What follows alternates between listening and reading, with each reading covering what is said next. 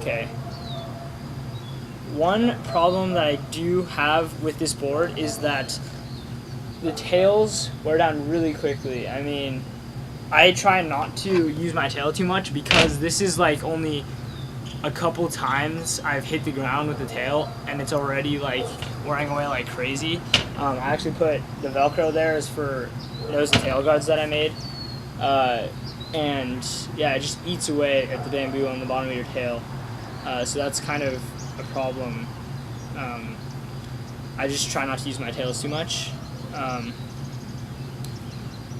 I really wish they made nose and tail guards for this. Like, I couldn't find any that were professionally made out of metal or anything. It'd be nice if they did make them because the Bhangra is pretty expensive, and I'd definitely be willing to pay, you know, like $20 or whatever for nose and tail guards. I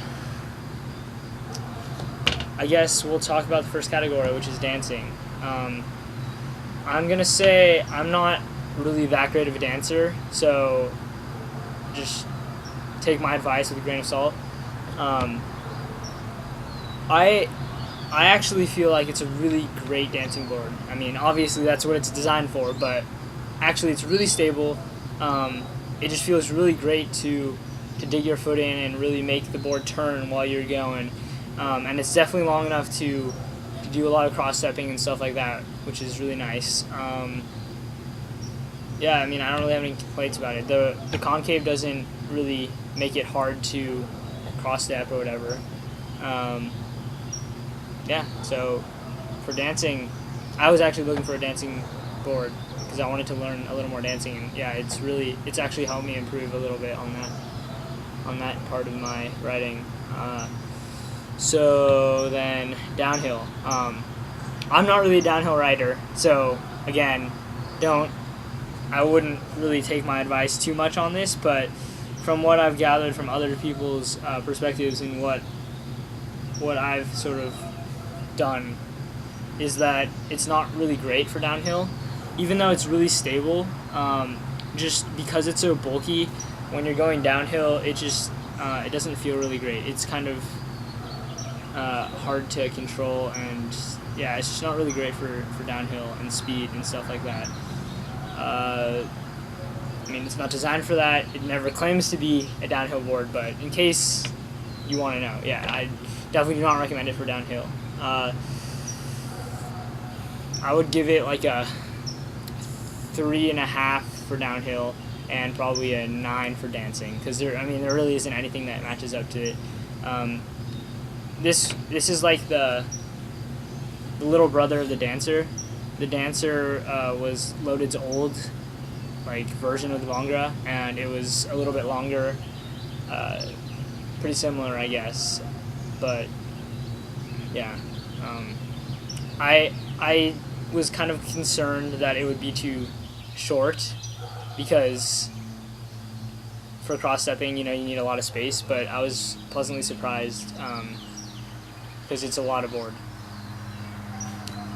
Alright, let's see. Freestyle. I can't really do much freestyle. I can only do like shove-its, and I'm working on like pop shove-its and tap shove-its, slap shove-its, I mean. I'm working on ollies. They're really hard on this board because it's so heavy. Yeah, but I can do tiger claws, you know, stuff like that. That doesn't really count, but for like flatlands type stuff like that, it's good, but the weight really restricts you a lot because you can't get as much lift as you can with another board. Like the Tan Can, you could probably get a lot of lift because it's probably like half the weight, you know. So I was not really satisfied with it for that part of the spectrum. You know, I was really looking for something that I could do a lot of freestyle on. But I mean, it's kind of, now that I think about it, you know, it's kind of a trade-off. You can't really have a dancing board and a freestyle board. I mean, a dancing board with a long platform. You know, you're going to sacrifice some weight for the length, and it's just, you know, that's how it goes. So for freestyle, I'd give it like a 6. I mean, shove-its are a breeze on here. It's great. It's way better than the dervish. Well, at least in my opinion, because the dervish, when you land, if your feet land too closely together, then it compresses the board and it just shoots you off. This one, it's a nice sturdy platform to land on, and it doesn't really budge at all.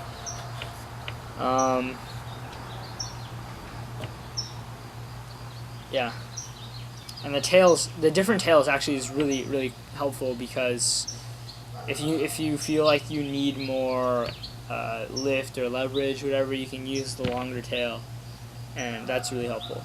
All right, so on to the next section is sliding and free riding. This is my discipline of longboarding. I pretty much, this is my preference. So this will probably be the most in-depth portion. Before, I've tried all the wheels that I have on here. I have orangutan stimuluses, I have zombie hogs, and I have these. I just got these. They're all, supposed to be for sliding, free riding type of boarding, and I really like it. People say that it's not an ideal board for sliding, but I really think it is. That being said, I'm biased because I have a preference towards longer boards. I haven't had a board that's under 41 inches, which is pretty big already. So I do like bigger boards, and my friend who doesn't really like bigger boards rode it, and he said that basically that's the only problem to him, is that it's so big.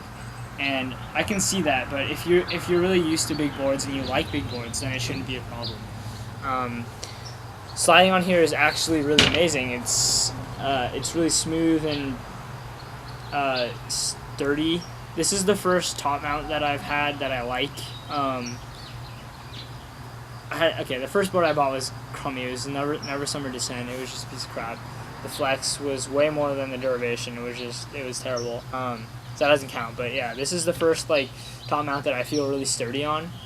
So it's actually just I love top mounts now. I'm not gonna go back to drop through probably. I have my Spindrift. I'm gonna trade it for a Tempest, and I'm going all top mount now. And the reason that is because just when you're higher off the ground, you just feel more stability. Well, you don't feel more stability, but you feel more control while you're in the slide, even though it's sort of harder to start the slide. And I really like that. The feeling of control while you're sliding gives you a lot of confidence, which is exactly what you need to, bust out those big slides and learn new stuff. I find that the concave really helps to lock your feet in. So that's a good part for sliding. The flex of the board also, when you're sliding, it flexes a little bit, which is really nice. It actually cradles your feet perfectly.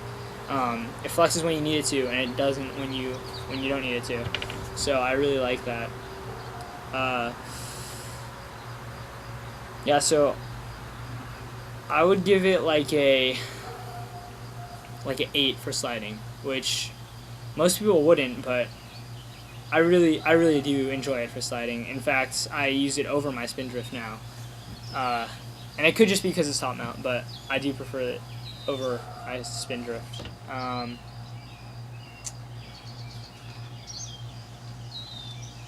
Okay, let's see, what else is there to talk about?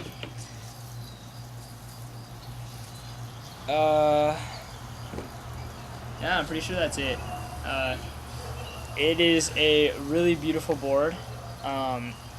If you're into longer boards that will allow you to get a lot of enjoyment out of different disciplines of longboarding, like freestyle, sliding, and dancing, then this is a good board for you. However, if you're predominantly downhill, speed demon kind of type of person, this is definitely not the board for you. Also, if you're looking to only do freestyle, don't look into this because the lift it's too heavy to do stuff. it's a great type of overall board for those people that enjoy longer boards. So if you have the money, I would definitely put it down. It's pretty expensive, but I'm definitely happy with it. So yeah, look out for a review on these wheels, and check out our channel and subscribe, all that good stuff. Pretty shortly we'll have a video, like an actual longboarding video. Don't take a look at our other ones because they suck. We were really bad, but now we're definitely improving. So look out for summer video. Alright, thanks.